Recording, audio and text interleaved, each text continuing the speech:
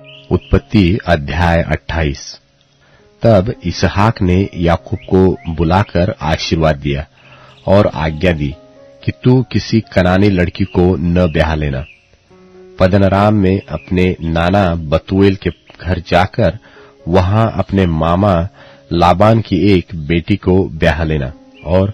सर्वशक्तिमान परमेश्वर तुझे आशीष दे और फुला फलाकर बढ़ाए, और तू राज्य राज्य की मंडली का मूल हो, और वह तुझे और तेरे वंश को भी इब्राहिम की सी आशीष दे कि तू यह देश जिसमें तू परदेशी होकर रहता है और जिसे परमेश्वर ने इब्राहिम को दे दिया था, उसका अधिकारी हो जाए। और इसहाक ने याकूब को विदा किया, और वह पद्दनराम को अरामी बतूएल के उस पुत्र लाबान के पास चला, जो याकूब और एसाव की माता रिबका का भाई था। जब इसहाक ने याकूब को आशीर्वाद देकर पद्दनराम को भेज दिया कि वह वहीं से पत्नी ब्याह लाए, और उसको आशीर्वाद देने के समय यह आज्ञा भी दी कि तू किसी कनानी लड़की को ब्याह न लेना। और याकूब माता पिता की मानकर पद्दनराम को चल दिया। तब एसाव यह सब देख के और यह भी सोचकर कि कनानी लड़कियां मेरे पिता इसहाक को बुरी लगती है, इब्राहिम के पुत्र इश्माएल के पास गया, और इश्माएल की बेटी महलत को, जो नबायोत की बहन थी, ब्याह कर अपनी पत्नियों में मिला लिया। सो याकूब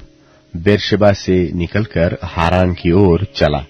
और उसने किसी स्थान में पहुंचकर रात वहीं बिताने का विचार किया,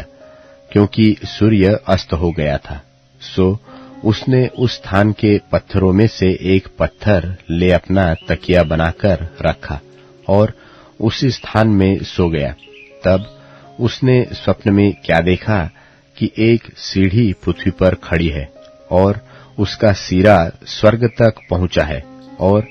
परमेश्वर के दूत उस पर से चढ़ते उतरते हैं,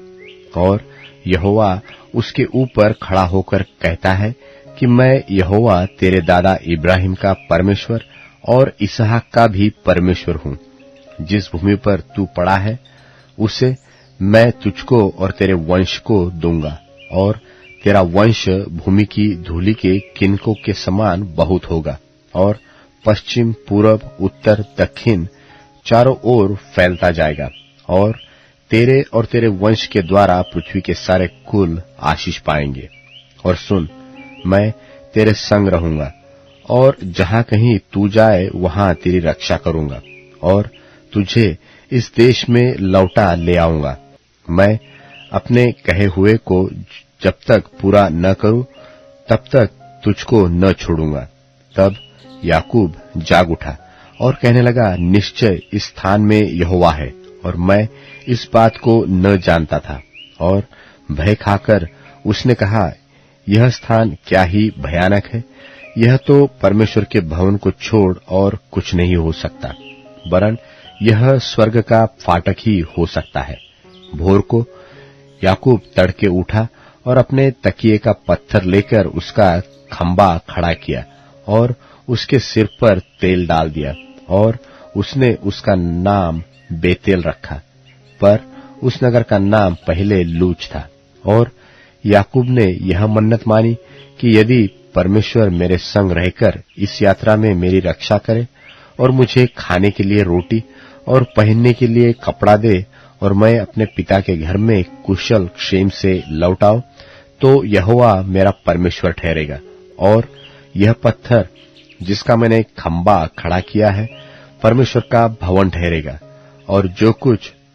तू मुझे दे उसका दशमांश मैं अवश्य ही तुझे दिया करूंगा।